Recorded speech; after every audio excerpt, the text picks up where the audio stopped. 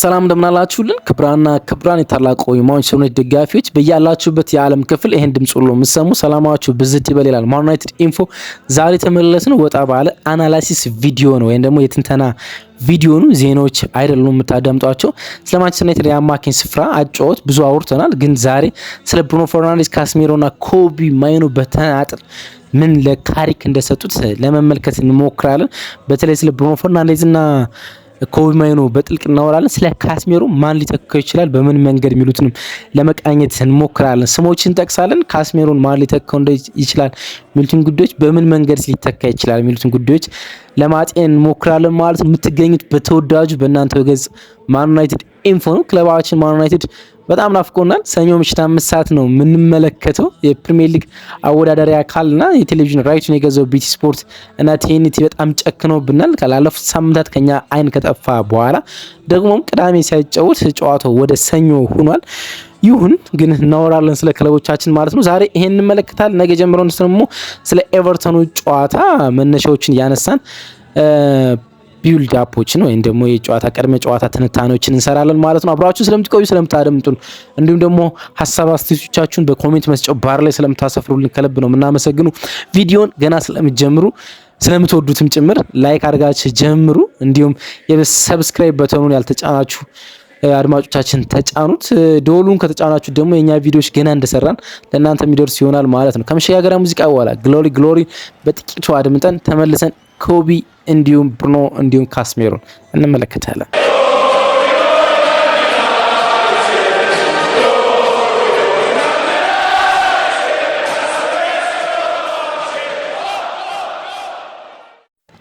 ሶስቱ የማይክል ካሪክ አማካኞች ብሩኖ ፈርናንዴዝ፣ ካስሜሮ እና ኮቢ ማይኖ እንዴት እንደሚጫወቱ ወይም ደግሞ እንዴት የተጣመሩ እንደሆነ በብዙ ቪዲዮዎች ተነጋግረናል አይደል?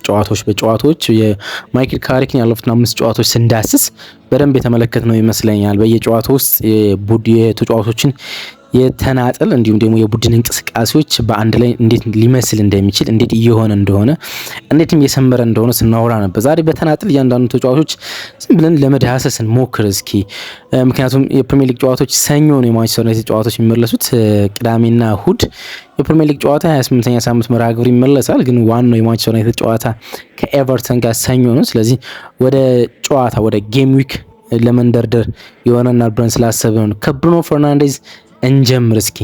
የብሩኖ ፈርናንዴዝ የሚና ለውጥ በሷ ጨዋታ ውስጥ ምን ያህል ነገሮች እንደለወጠ በቀላሉ መነጋገር ይቻላል አይደል? አሁን የሚና ለውጥ ካረገ በኋላ ስለ አሲስት ሪከርድ እየተወራ ነው የሚገኘው። የምን ጊዜውን የፕሪሚየር ሊግን የአሲስት ሪከርድ ይሰብራል ወይስ ይጋራል የሚሉት ነገሮች ኢንተረስቲንግ ጉዳዮች ናቸው። ከ3-4-3 የማንቸስተር ዩናይትድ አጨዋወት ወደ 4-2-3-1 የተጫዋች አቋቋም ሲቀየር የሱም የፖዚሽናል በአንድ የሚዲያ ክፍል ሽፍት እንዲደረግ ሆኗል እና ያ ደግሞ ለሱ በጣም ብዙ ነገሮች እንደቀየረለት መናገር ይቻላል። ዩናይትድ 6 ጌም አልተሸነፈም ባለፉት 6 የመጨረሻ ጨዋታዎች ማለት ነው። 4ቱን አሸንፎ 2ቱን አቻ ወጥቷል። ፖስት አሞሪም ማለት ነው። ከአሞሪም መልስ አንደኛው የዳረን ፍሬቸር ቡድን ነው እና በእያንዳንዱ ጌም የጎል ኢንቮልቭመንት አለው፣ የጎል ተሳትፎ በእያንዳንዱ ጨዋታ ላይ ማለት ነው። ከኤፕሪል 2024 በጣም አስደናቂ ከነበረበት ፐርፎርማንስ ኤፕሪል ወር የብሩኖ ፈርናንዴዝ በጣም አስደናቂ ወር ነው ይሉታል። ከኤፕሪል 2024 በኋላ በጣም ምርጡ ፎርም ላይ ነው የሚገኙት። 9 የጎል ተሳትፎ በ5 ጨዋታዎች ያደረገበት ፎርም ላይ ነው የሚገኘው ማለት ነው። የመጨረሻው ጨዋታ ከዌስትሃም ጋር ስናደርግ እንኳን በምስራቅ ለንደኑ ቡድን ላይ አንዳቻ በተጠናቀቁ ጨዋታ ላይ 4 ቻንስ ክሬት ነው የነበረው ጎል ማስቆጠሩን እናስታውሳለን እና በጣም አስደናቂ ጊዜ ነው የሚገኘው። 12 የፕሪሚየር ሊግ አሲስቶች በዚህ ውድድር ዓመት ማድረግ ችሏል በ27 ጨዋታዎች ማለት ነው። 8 አሲስቶችን ከዚህ በኋላ የሚያደርግ ከሆነ ከፕሪሚየር ሊግ የምንጊዜም የአሲስተሮች የቴሪ ዳንኤል ኤነሪ የ2002-23 እንዲሁም ደግሞ የኬዲቢ ኬቪን ደ ብሩይነ የ2019-20 ሪካርድ ጋር ይጋራል። አንድ ተጨማሪ ወይም 9 አሲስቶች የሚያደርግ ከሆነ ደግሞ በሚቀጥሉት ጨዋታዎች የምንጊዜም የእንግሊዝ ፕሪሚየር ሊግ የመጨረሻ ኳስ አቃባይ ተጫዋች ይሆናል ማለት ይሄ ስም የሚገባው ይመስለኛል። ባለፉት ዓመታት ላደረገው ነገር ከምንጊዜም የፕሪሚየር ሊግ ምርጥ አሲስተሮች አንዱ ቢሆን በጣም ደስ ይለኛል።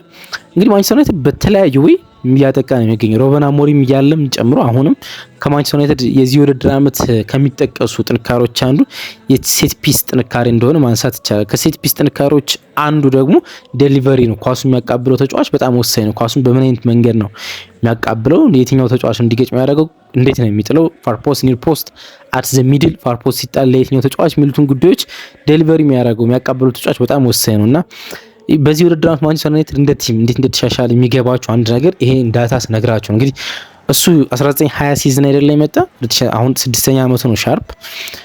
በዛ ሲዝን ላይ 4 አሲስት ነበር ያደረገ ከኦፕን ፕሌይ፣ ከሴት ፒስ 3 አሲስት ብቻ ነው ያደረገ። 2020-21 ሲዝን 12 አሲስት ነው ያደረገ፣ ሁሉም ከኦፕን ፕሌይ ነው። ምንም አይነት አሲስት ከሴት ፒስ አላረገም። 2021-22 6 አሲስት ከኦፕን ፕሌይ ነው ማድረግ ይቻላል። 2022-23 ሲዝን 8 አሲስት ከኦፕን ፕሌይ ነው ያደረገ። 2023-24 ሲዝን 6 አሲስት ከኦፕን ፕሌይ፣ 2 አሲስት ከሴት ፒስ ነው ያደረገ። ባለፈው የውድድር ዓመት 9 አሲስት ነው ያደረገ። 6ቱ አሲስት ከኦፕን ፕሌይ ነው ከክፍት ጨዋታ፣ 3ቱ ከሴት ፒስ ነው። ይሄኛው የውድድር ዓመት ብላችሁ አጠይቁኝ 2025-26 5 አሲስት ከኦፕን ፕሌይ ነው ያደረገ። 7 አሲስት ከሴት ፒስ ነው ያደረገ። አይ ሪፒት 7 አሲስት ከኦፕን ፕሌይ ነው ያደረገ። ምን ያህል ርቀት እንዳሉ ተመልከቱ። በድምር 12 አሲስቶችን አድርጓል ማለት ነው በዚህ ውድድር ዓመት ማለት ነውና ማንቸስተር ዩናይትድ ዳይሜንሽን ሲቀይር አንዱ ላነሱ የፈለኩት ጉዳይ ይሄኛው ነው። ዳይሜንሽን ሲቀይር አንዳንድ ጨዋታዎች ውስጥ ጌሞችን በኦፕን ፕሌይ ማሸነፍ ሲከብዱ እንደ ዘመናዊ እግር ኳስ አሁን ብዙ ትልልቅ ቡድኖች እንደሚያደርጉት ማለት ነው ከኦፕን ፕሌይ ነገሮች አልሳካ ሲሉ ወደዚህኛው መንገድ ወደ ሴት ፒስ ተሻግሮ ጎሎች እንዲያስቆጥር የሱ ሚና በጣም አስደናቂ ነው። እንግዲህ ከ2020-21 ሲዝን ጀምሮ ከፕሪሚየር ሊግ በጣም አስደናቂ ተጫዋቾች አንዱ እንደሆነ ማንሳት ይቻላል። እንግዲህ እሱ በምን አይነት አበርክቶችን ሰጠ የሚሉትን ጉዳዮች አነሳለሁ። ግን ከ2021 ጀምሮ 206 የጎል ዕድሎችን የፈጠረ የሱን ያለ የጎል ዕድል የፈጠረ ተጫዋች የለም። ስሩ ቦል በፕሪሚየር ሊጉ ከማርቲን ኦዲጋርድ ቀጥሎ ከ2021 ሲዝን ጀምሮ ሁለተኛው ቤስት ስሩ ቦል አራጊ ነው፣ ወይም ደግሞ መስመር ሰንጣቂ ኳሶችን ያደርጋል። ትልልቅ የጎል ዕድሎችን በመፍጠር ቢግ ቻንስ ከሞሳላ ቀጥሎ ሁለተኛው ተጫዋች ነው እና ከፕሪሚየር ሊግ የምን ጊዜ ምርጡ አማካይ ነው ብንለው ምንም ነገር የለውም እና አንደኛው የፖዚሽን ከነምበር 6 ወደ ነምበር 10 መቀየር የሰጠው ነገር እነዚህን ነገሮች ነው። አንደኛው he makes wide diamond። አሁን ለማንቸስተር ዩናይትድ በአንዳንድ ጨዋታዎች ተመልክታችሁ ከሆነ የሱ ዋይድ ዳይመንድ በጣም አስፈላጊ ነው። ሉክሾ ፉልባክ ነው። ከዛ ከሉክሾ ጋር ኦቨርላፕ አድርጎ ዶርጉ ይሮጣል። በመጀመሪያ በሲቲና አርሰናል ጨዋታ ዶርጉ ስለነበረ ማለት ነው እና ሁለቱ ተጫዋቾች ለማጥቃት ወደ ላይኛው የሜዳ ክፍል ሲመጡ ወደ እነሱ ጠጋ ይልና ፓሲንግ አንግል ይፈጥራል ማለት ነው። ኳሱን ይቀበላቸዋል፣ እንደገና ኳሱን ይሰጣቸዋል ማለት ነው። የሜክስ ዳይመንድ ይፈጥራሉ ማለት ዳይመንድ ቅርጽ ይፈጥራሉ ማለት ነው። ይሄ እንዲፈጥሩ የሱ እዛ ፖዚሽን ላይ በፍጥነት መገኘት እና የነሱን ሩጫ አንቲሲፔት ማድረግ በጣም አስፈላጊ ነገር። ይሄን ሲያደርግ በደንብ ተመልክተናል። ኬስ ውስጥ ስፔስ መፈለግ ኪስ ይሉታል ነጮቹ። በጠባብ ስፔስ ውስጥ ስፔስ ፈልገ መገኘት፣ ያን ስፔስ ጠባብ ስፔስ ውስጥ ያገኘውን ኳስ ደግሞ በአንድ ፓስ ማውጣት ማለት ነው። በብራይተኑ፣ በአርሰናል፣ በበርንሌው ጨዋታ ይሄን በደንብ ሲያደርግ ተመልክተናል። ማንቸስተር ዩናይትድ ኳስ ይዛል፣ በተለይ ደግሞ ኮቢ ማይኑ ኳስ ይዛል። እሱ በሁለትና በሶስት ተጫዋች መሀል ላይ ሆኖ ኳስ ይጠይቃል። ያ ማለት እሱ ኳስ በሶስት ተጫዋች መሀል ተገኘ ማለት ሶስቱም ተጫዋች እሱን ለመቀማት እድል እንዳላቸው ይሰማቸዋል ማለት ነው። ያን ኳስ በአንድ ፓስ ለሌላ ተጫዋች ሲሰጠው፣ ኳሱን ሳይነጠቅ ሌላ ተጫዋች ሲሰጠው፣ ሶስቱ ተጫዋች ወደ እሱ አይናቸው፣ ሰውነታቸው እና የቦዲ እንቅስቃሴያቸው ወደ እሱ ስለሆነ ስፔስ ይፈጠራል ማለት ነው እና በጠባብ አካባቢዎች በኪስ በሚሏቸው ቦታዎች ፖኬት ኢን ዘ ፖኬት በሚሏቸው ኳስ መቀበሉ በጣም የሚደንቅ ነው። ሌላ ተፈጥሮም ለዳይሬክት እግር ኳስ የተፈጠረ ተጫዋች ነው፣ ለካውንተር አታክ ማለት ነው። ምንም ጥያቄ የለውም። ብሩኖ ፈርናንዴዝ ዳይሬክት ፕሌየር ነው፣ በጣም ዳይሬክት ፕሌየር ነው። እንግዲህ ወደ ማንቸስተር ዩናይትድ ከመምጣቱ በፊት ፔፕ ጋርዲዮላ ይፈልገው ነበር። ፔፕ ጋርዲዮላ ሙሉ በሙሉ አሁን የዳይሬክት ፉትቦል አቀንቃኝ ሆኗል። ለዛ ነው እንደዚህ አይነት ባህሪ ያላቸውን ተጫዋቾች ያስፈርም የምንመለከቱ። ግን ከዚህ ቀደም እሱ ለፓሲንግ በጣም የተሰጠ አእምሮ የነበረው አሰልጣኝ ነው እና በዛ ጊዜ ፈልጎት ነበር። እንዴት ይቃኘው እንደነበር፣ እንዴት ወደ ዳይሬክት ፉትቦል ከዳይሬክት ወደ ፓሲንግ ፉትቦል ይቀይረው እንደነበር አላቅም። ግን ወደ ማንቸስተር ዩናይትድ ከመምጣቱም በፊትም በጣም የዳይሬክት ፉትቦል ተጫዋች ነው። እሱን ለፖሴሽን ፉትቦል ለመጠቀም መሞከር ቡድናችሁ ውስጥ እሳት እንደማጉረስ ነው። ምክንያቱም ኳሱን ቶሎ ስለሚለቀው ቶሎ ሪስክ ፓስ ስለሚያደርግ ካውንተር አታኮች ወደ እናንተ ሊመጡ ይችላሉ ማለት። ስለዚህ ምንድነው ማድረግ የሚጠበቅባችሁ እንደሱ አይነት ተጫዋች ሲኖራችሁ የሱን ማቴሪያል መጠቀም ቶሎ እሱን ለማጥቃት መጠቀም ማለት ነው። እና ማንቸስተር ዩናይትድ አብዛኛውን ጎሎች የሚያስቆጥሩ በዳይሬክት ፓስ እንደሆነ በዳይሬክት ስሩ ቦሎች እንደሆነ እናውቃለን። ወይም ደግሞ በሽግግሮች በፈጣን ሽግግሮች እንደሚያደርግ እናውቃለን። ባለፉት 18 ወራት ብቻ ዳታ ብንወስድ ማንቸስተር ዩናይትድ ከ10 ፓስ በላይ ከ10 በላይ ኳሶችን ተቀባብሎ ያስቆጠሩ የጎል መጠን 8 ብቻ ነው። ደግሞዋል አራት ብቻ ነው። ባለፉት 18 ወራት ነው የምላችሁ ማንቸስተር ዩናይትድ ባለፈው ሲዝንና በዚህኛው ሲዝን ማለት ነው 10 ኳስ በላይ ተቀባብሎ ያስቆጠረው የጎል መጠን 4 ብቻ ነው እና ሁለቱ ጎሎች ደግሞ በርንሌይ ላይ የተቆጠሩ ናቸው። ኮምፓሪሽን እንዲረዳን ሲቲ ከ10 በላይ ኳሶችን ተቀባብሎ 19 ጎሎችን አስቆጥሯል። ሊቨርፑል 13 ጎሎችን አስቆጥሯል። ስፐርስ 11 ጎሎችን አስቆጥሯል። በፕሪሚየር ሊግ ከብዙ ፓስ በኋላ ጎል ያስቆጠሩ ቲሞች ሲቲ፣ ሊቨርፑል፣ ስፐርስ ናቸው። ማንቸስተር ዩናይትድ 4 ነው። ስለዚህ ማንቸስተር ዩናይትድ ለዳይሬክት ፉትቦል የተፈጠረ ቡድን ነው ማለት። ለዛ ጮት ደግሞ ሁነኛው ሰው ምንም ጥያቄ የሌለው ብሩኖ ፈርናንዴዝ ነው። ሌላ ዋን ቱ ፓስ ወይም ደግሞ ሪቨርስ ፓስ የምንለው በተለምዶ ኢትዮጵያ ውስጥ ኳስ ስትጫወቱ ያደጋችሁ ልጆች ታስታውሱ፣ ዳብል ፓስ ይባል ታስታውሳላችሁ። የሆነ ለሰጣችሁ ተጫዋች መልሶ ኳሱን መስጠት ማለት ነው። እሱ ኳሱን ይሰጣችኋል፣ ሰጣችሁ ይገባል። ያን ኳስ መልሳችሁ በአንድ ፓስ ለሰጣችሁ ተጫዋች ስትሰጡት ሪቨርስ ፓስ ይሉታል ነጮች፣ ወይም ዋን ቱ ፓስ ወይም ደግሞ ደብል ፓስ ይባላል ማለት ነው።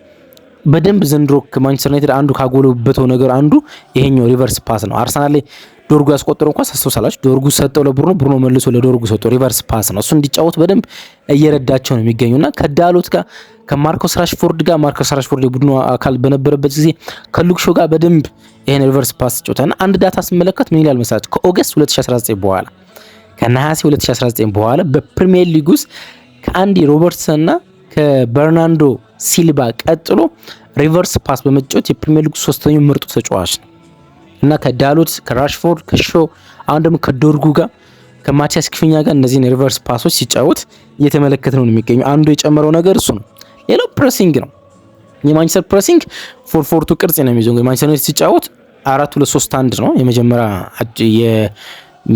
ዳይሜንሽን የሚይዘው፣ ግን ፕሬስ ያደረጉ የማንቸስተር ዩናይትድ ተጫዋቾች 4-4-2 ነው የሚይዙት። የላይኛው ቶፕ ላይ የሚቆሙት ብራያን ምቤሞ እና እንዲሁም ደግሞ ብሩኖ ፈርናንዴዝ ናቸው።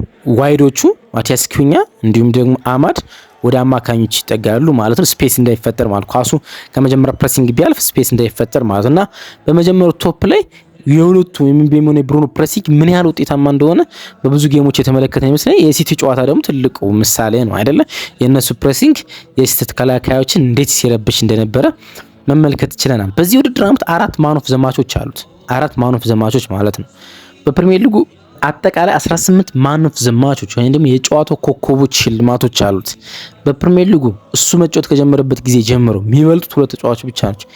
ኬዲቢ ኬቨን ደብሩይነ 22 ማን ኦፍ ዘማች ሆኖ ያውቃል። እንዲሁም ሞ ሳላ 21 ጊዜ ማን ኦፍ ዘማች ሆኖ ያውቃል። ከነሱ በመቀጠል 18 ጊዜ ማን ኦፍ ዘማች ሆኗል። ሳላ ከዚህ በኋላ ማን ኦፍ ዘማች የመሆን እድል የለውም፣ በጣም አቋሙ ስለወረደ። ኬዲቢ ሊጉ ውስጥ አይደለም የሚገኘው። ስለዚህ ከዚህ በኋላ 4 ጨዋታዎች ማን ኦፍ ዘማች ሆኖ የሚያሸንፍ ከሆነ ከእሱ ወደ ሊጉ ከመጣ ጀምሮ ብዙ ጌሞችን የጨዋታ ኮከብ ሆኖ ያሸነፈ ተጫዋች ይሆናል ማለት ነው። ሌላኛው የማንቸስተር ዩናይትድ አማካኝ ካስሜሮ ነው።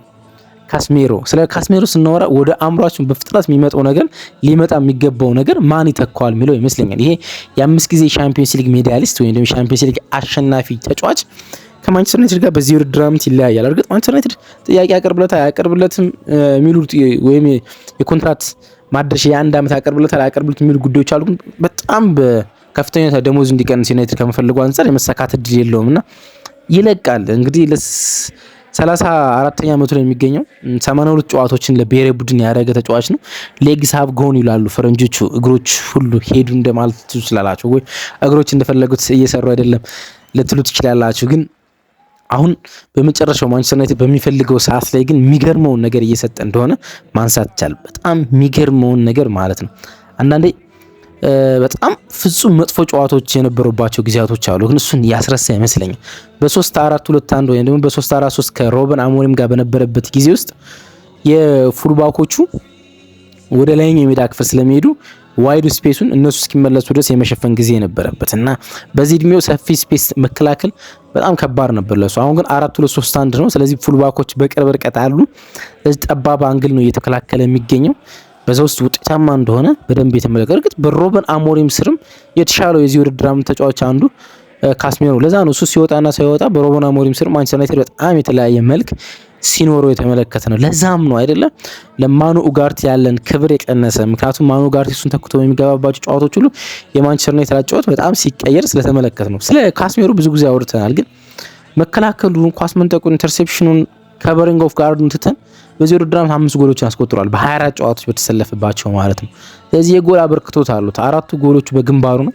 1 ሜትር ከ85 ነው የሚረዝሙ 6 ጫማ ከ1 ኢንች ነው፣ ግን ብዙ ጎሎችን በግንባሩ አስቆጥሯል ማለት ነው።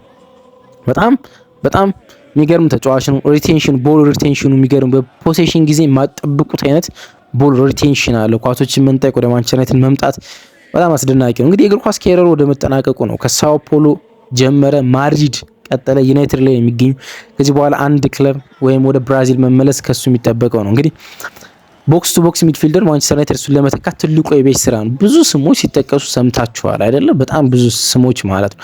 አንደኛው ካርሎስ ባሌባ ነው። ይሄ 22 ዓመት ካሜሮናዊ የብራይተን የአማካኝ ስፍራ ተጫዋች በጣም አስደናቂ ተጫዋች ነው። እንግዲህ ፕሮግሬሲቭ ኬሪዎቹ በተለይ በጣም ብዙዎች ያደንቁታል። ከ2023/24 ጀምሮ ለምሳሌ ካስሜሮ 55 ፕሮግሬሲቭ ኬሪዎች ነው ያሉት፣ ኳሱን ተሸክሞ ወደ ላይኛው ሜዳ ክፍል መሄድ ማለት ነው። ከካስሜሮ የምንጠብቀው አይነት ኳሊቲም አይደለም፣ ግን እንደው ንጻሬውን ለማቅረብ ያሉት 118 ቦል ኬሪንጎች አሉት። 118 ቦል ኬሪንጎች አሉት ከ2023/24 ጀምሮ ማለት ነውና ይሄ ተጫዋች ካርሎስ ባሌባ ለቦክስ ቱ ቦክስ ሚድፊልደር በጣም ከሚፈለጉ ተጫዋቾች ውስጥ እንደ አንዱ ነው። ሌላኛው ኤሊዮት አንደርሰን ነው። ይሄ ብሪታንያዊ የ23 ዓመት ተጫዋች የቶማስ ቱል ስኳድ ውስጥ አሁን በጣም አስፈላጊና ኢምፖርታንት ተጫዋች ነው። አሁን ኮቢ ማይኖ መጥቷል። እንዴት ይሆናል የሚሉት ጉዳዮች ቢያጠያይቁም ኮቢ ወደ እንዴት በላይን አፕ ውስጥ በማንቸስተር ዩናይትድ ላይን አፕ ከመግባቱ በፊት የቶማስ ቱል አይነክ ተጫዋቾች አንዱ ኤሊዮት አንደርሰን ነው። በጣም የገረመኝ አንድ ቁጥር አለው ኤሊዮት አንደርሰን በኖቲንግሃም ፎረስት ውስጥ ያለው የፓሲንግ ቶታል ፓሲንግ ድርሻ 16% ነው እና 16% ቶታል ፓሲንግ ያለው ተጫዋች በፕሪሚየር ሊጉ በራሱ ክለብ ውስጥ ይሄን ያህል ከፍተኛ ያለው የለም። ይሄን ያህል ብቻ ሳይሆን ከ10% በላይ የፓሲንግ ድርሻ ያለው ተጫዋች የለም። ይሄ ቁጥር ሮድሪ በደህናው ጊዜ ወይም ደግሞ ጥሩ ተጫዋች በነበረበት ጊዜ ጉዳት ከመከሰቱ በፊት በነበረበት ጊዜ የነበረው አይነት ቁጥር ነው። 16% ማለት ነው። አሁን በፕሪሚየር ሊግ ውስጥ የአንድ ክፍል ለምሳሌ 100% አደረጉትና አንድ ተጫዋች የሚኖረው የፓሲንግ ድርሻ ያለ አይደለም የሚኖረው የፓሲንግ ድርሻ ለምሳሌ አርሰናል ከማንቸስተር ዩናይትድ ሲጫወቱ ማንቸስተር ዩናይትድ የ45% የኳስ ቁጥጥር ድርሻ ያለው ብን ከ45% ውስጥ ከፍተኛው ማን ያዘ እያልን ለተጫዋቾች ውስጥ መስጠት ማለት ነውና ከ10% በላይ በራሱ ክለብ ውስጥ ከፍተኛ ድርሻ ያለው ተጫዋች የለም። እሱ ግን 16% አለው ማለት ነው። ይሄኛው በጣም የሚገርም ነው። 150 ፕሮግሬሲቭ ፓሶች አሉት፣ 220 ቦል ሪካቨሪንጎች አሉት በዚህ ውድድር ዓመት ብቻ ማለት ነው። ኤሊዮት አንደርሰን የሚጠቀሰው ተጫዋች ነው። ወደ ማርኬቱ የመጣ ሳይጠበቅ የመጣ ተጫዋች አለ፣ ሳንድሮ ቶናሊ። ይሄ ጣሊያናዊ የኒውካስል አማካይ ስፍራ ተጫዋች ኦፊሻሊ ዛ አትሌቲክም እንደነገረን ለአርሰናል የዝውውር ጥያቄ ወይም ደግሞ ለአርሰናል ማርኬት ክፍት አድርገው ነበር። ጃንዋሪ ላይ ሁለት ክለቦች መስማማት ባለመቻላቸው ነው መሄድ ያልቻለ። ሶ ማርኬቱ ላይ ክፍት ነው። ፕራይም ኤጁ ላይ የሚገኘው ግንቦት ላይ 26 ዓመቱ ላይ ይሆናል። የተለየ አይነት ማንቸስተር ዩናይትድ ሲፈልጋቸው ከነበሩት ኤሊዮት አንደርሰን ባሌባ በጣም የተለየ አይነት ተጫዋች ነው። ቶናሊ ማለት 6 ቁጥር መሆን ይችላል፣ 8 ቁጥር መሆን ይችላል፣ በዳብል ፒቮት መጫወት ይችላል። ኳሰኛ ነው። ሁለተኛ የሜዳ ክፍልም ሶስተኛ የሜዳ ክፍል ላይ መገኘት ይችላል። ግን ደግሞ ወደ ኋላ በጣም እንዲመለስና ከጥልቅ እንዲነሳ ብታደርጉትም ያ በጣም የሚደንቅ ኳስ ችሎታ ስላለው ካለ ታክል የቡድኑ ባላንስ መጠበቅ ይችላል። ቶናሊ ሌላው ካስሜሮ ለመተካት ሆነኛው ተጫዋች የመሆን እድል አለው። ብዙ ስትሰሙት ላይሆን ይችላል፣ ግን ክረምት ላይ በደንብ ትሰሙታላችሁ ብዬ እጠብቃለሁ። ምክንያቱም ማንቸስተር ዩናይትድ ሁለት ኤሊት የሆነ ወይንም ሁለት ኳሊቲ ያላቸው አማካዮች ማስፈረሙ እርግጥ ነው፣ ቢኮዝ ብዙ አማካዮች ስለሚለቅ ማለት ነው። አማዱ ኦናና ነው ይሄ 24 ዓመት ሌላኛው አፍሪካዊ ተጫዋች አማዱ ኦናና እንደምትክ ይታሰባል። 6 ጫማ ከ4 ኢንች ይረዝማል። 195 ሴንቲሜትር ወይም ደግሞ 1 ሜትር ከ95 ሴንቲሜትር ይረዝማል። ቁመቱ አገዞት ሊሆን ይችላል፣ ግን አግሬሲቭ መሆኑ ይመስለኛል። በፕሪሚየር ሊግ ውስጥ እንደሱ አይነት ኤሪያል ዱዋሊስት ወይንም የአየር ኳሶችን የሚያሸንፍ ተጫዋች ማግኘት ዘበት ነው። 75% ኤሪያል ዱዋሊስት ነው ወይም ደግሞ የአየር ኳሶችን የሚያሸንፍ አይነት ተጫዋች ነው። ከነዚህ ተጫዋቾች አንዱ ካስሜሮን ይተካል ተብሎ ይጠበቃል። ሶስተኛውን የማንቸስተር ዩናይትድ አማካይ ንጥራ ኮቢ ማይኖ ደጋግመዋለሁ። ስለ ሬኔሰንስ ሰምታችሁ ሊሆን ይችላል ወይም ደግሞ ስለ ታድሶ ወይም ደግሞ ከሆነ ቦታ ከሞት እንደመነሳት ማለት ነው። ያለፉት 1 ዓመታት እና የዚህ ሲዝን ግማሽ ጊዜያቶች ለኮቢ ማይኑ በጣም መጥፎ ጊዜያቶች ናቸው። በጣም መጥፎ ጊዜያቶች ናቸው። ምን ሚሉ አባባሎች አሉ መሰላቸው? ማንቸስተር ዩናይትድ እንዴት እንደሚወዱት የገባኝ ይሄን አባባል ሲጠቀሙት ነው። ላቭ ኢዝ ብላይንድ ይላሉ but there are reasons behind the affection ይላሉ። ፍቅር እውር ነው እንደሚባለው ነው፣ ግን ደግሞ ምክንያቶች አሉት። ሁለቱን ሰዎች የሚያገናኝ አፌክሽን የሆኑ ምክንያቶች ማለት ነው። የሆነን ተጫዋች ዝም ብላችሁ ትወዱታላችሁ፣ ግን እንድትወዱት የሚያደርጉ ምክንያቶች አሉት። እሱ ግልጽ ባይሆንላችሁ ማለት ነው። እሱ ማንቸስተራዊ ነው፣ ዘሰን ኦፍ ዩናይትድ ነው፣ የማንቸስተራዊ ነው። ኖቬምበር 2023 ለመጀመሪያ ጊዜ ፕሪሚየር ሊግ ጨዋታ ከኤቨርተን ጋር ሲያደርግ ብዙ ሰዎች ቁሞ አጨብጭበውለታል። ትልቅ ተጫዋች እንዲሆን ተመኝተውለታል። በሚፈልጉት ደረጃ ደግሞ አድጎላቸዋል። እነሱ ጋር ያደገው ተጫዋች ለብሔራዊ ቡድን በቋሚ አሰላለፍ ሲሰለፍ ተመልክቶት የብሔራዊ ቡድን የጨዋታ መንገድ ሲቀይር ተመልክተዋል። እና ለመጀመሪያ ጊዜ ተመለከተው ከአርሰናል ጋር የወዳጅነት ጨዋታ ነው አይደልና በፕሪሲዝን። ከዛ በኋላ ተጎዳ፣ ጉዳት አስተናገደ። ረጅም ጊዜ መጠበቅ ነበረብን። ከዛ በኋላ የኤቨርተን ጨዋታ ተመለከት ነው። ቴክኒካል አቢሊቲው፣ ድሪብሊንጉ፣ ታይት ስፔስ ወይም ጠባብ ስፔስ ያለው አጨዋወት፣ አንደር ፕሬሸር የሚጫወትበት መንገድ፣ ፓሲንግ ላይኑ፣ ፕሬሲንግ ሬዚስት የሚያደርግበት መንገድ፣ ሁሉም በጣም ኳሊቲ ያለው ተጫዋች እንደሆነ ማንሳት ይቻላል። ግን እግር ኳስ ተጫዋች ሁሉም ፐርፌክት አይደለም። እሱ የሚጎለው ነገር አለ። ሩበን አሞሪም እሱ የሚጎለው ነገር አብዝቶ ፈለገው።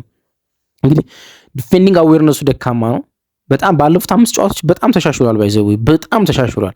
ፖዚሽኒንግ በጣም ደካማ ነው እና አትሌቲዝሙ በጣም ደካማ ነው። እነዚህ 3 ነገሮች ሩበን አሞሪም አጥብቆ ፈለጋቸው። ካለው ኳሊቲ ይልቅ የሌለውን አጥብቆ እንግዲህ ያሉትን ኳሊቲዎች ዘርዘር ይላቸዋል። ቴክኒካል አቢሊቲው፣ ድሪብሊንጉ፣ ታይት ስፔስ ያለው አጠቃቀም፣ አንደር ፕሬሸር ውስጥ መጫወት መቻሉ፣ ፓሲንግ ላይ መፈለጉ፣ ፕሬሲንግ ሬዚስት ማድረጉ፣ እነዚህ ሁሉ ኳሊቲዎች ናቸው። ግን ዲፌንዲንግ አዌርነሱ፣ ፖዚሽኒንግ ያለው ነገር እና አትሌቲዝሙን አሰልጣኙ በጣም ፈለጉ። እነሱ ነገሮች የሉትም። እነዚህ ነገሮች አለመኖሩ ሙሉ በሙሉ ትሬሽንግ ውስጥ ወይም ባስኬት ውስጥ እንዲወረውረው አስቻሉ። ምንም አይነት ጨዋታዎችን በቋሚ አሰላለፍ ሳይጀምር ቀረ። እናም በዛ ጨዋታ ውስጥ ሳይፈለግ ቀረ። ካሪክ መጣ፣ ወደ ላይን አፕ ተመለሰ። እነዚህን ኳሊቲዎች ውስጥ እና የቡድኑን ሁሉም ነገር ሲቀይር ተመለከት ነው። እንደ ኮቢ ማይኑ አይነት ተጫዋች ሲኖራችሁ ስለ ኮሌክቲቪቲ በጣም መጨነቅ አለባችሁ። ስለ ቡድን አጫወት፣ በሱ ዙሪያው ስላሉ አንግሎች፣ የእሱን ድክመቶች ከበር ስለምታደርጉባቸው ነገሮች፣ ምክንያቱም ኳሊቲ ስላለው ማለት ደግሞ ስቲል ቲዌኒ ነው፣ ገና 20 ዓመቱ ነው። ለዛ ነው ካሪክ ከስፐርስ ጨዋታ በኋላ ለጋዜጠኞቹ ከእድሜው በላይ የሚጫወት አላቸውና ጋዜጠኞች ደንገጣሉ። ቢኮዝ ገና 20 ዓመቱ እኮ ነው አላቸው እና የሚጫወትበት ብስለት ከእድሜው በላይ ገና የሚማር ተጫዋች ነው። የተማረና የበሰለ የጨረሰ እንዲህ ነው የሚጫወት ተብሎ ፊገር አውት የተደረገ ተጫዋች አይደለም። ገና የሚበስል ገና የሚጫወት ገና የሚማር አይነት ተጫዋች ነው። ለዛ ነው ባለፉት 5 ጨዋታዎች ከካሪክ ጋር ያለው ዲፌንዲንግ አዌርነስ እና ፖዚሽኒንግ በጣም ተቀይሮ ተሻሽሎ የተመለከት ነው ማለት ነውና በጣም አስደናቂ ግብአት ነው ለማንቸስተር ዩናይትድ እየሰጠ የሚገኝ። በተለይ ደግሞ ለሊቻና ማጉዌር የሚሰጣቸው ፓሲንግ ላይን ለማንቸስተር ዩናይትድ ማይተካ ሚና አለው። እነሱ በቢልድ አፕ ሊወጡ ሲሉ የሚቀበላቸው ተጫዋች ይፈልጋሉ ኳሱን ማለት እና እሱ ሁሉ ጊዜ እነሱ ለመቀበል በጣም ዝግጁ ነው የምንመለከተው ማለት። ያ ፓሲንግ ላይን ማንቸስተር ዩናይትድ እንደፈለገ በፍጥነት እንዲያጠቃ እንደፈለገ በቢልድ አፕ እንዲወጣ አስችሎታል። ደግሞ ኳሱን ከተቀበለ በኋላ ቶሎ ኳሱን የመልቀቅ ግዴታ የለበትም። ምክንያቱም ኳሱን ተሸክሞ የመቆየት አቅም ብቃት ስላለው፣ ድሪብል ደግሞ ማድረግ ነው ወደ ሁለተኛው የሜዳ ክፍል መሄድ አቅም ስላለው ለብሩኖ ፈርናንዴዝ በረጅም ርቀት ወደ ኋላ ተመልሶ ኳስ እንዲቀበል ያደርገውም ባለበት ስፔስ 10 ቁጥር ፖዚሽን ሆኖ ኳሱን የመቀበል እድል ይሰጠዋል።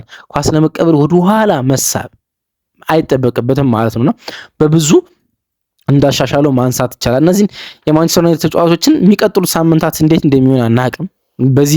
በዚህ መንገድ ይቀጥሉ በዚህ መንገድ አይቀጥሉ አናቅም። ግን ላለፉት 5 ጨዋታ ለሰጡት ነገር ይሄ ሪስፔክት ይገባቸዋል ብዬ ነው ፕሮግራም የሰራሁላችሁ። ብሩኖ ፈርናንዴዝ፣ ካስሜሮ፣ ኮቢ ማይኖ እነዚህ 3 ተጫዋቾች ለካሪክ ያለፉት 5 ጨዋታዎች ውስጥ የሰጡት ነገር በጣም ከፍ ያለ ሚና ያለው ብዬ አስባለሁና በጥቂቱ ማንሳት የወደድ ነው። ለዛ ነው አብራችሁን ስለነበራችሁ ከልብ እናመሰግናለን። ቀናችሁ ብሪውን ነገ ጀምረን በሚቀጥሉት ጨዋታዎች ዙሪያ ላይ ማውራት እንጀምራለን። ባይ ወዳችኋለሁ።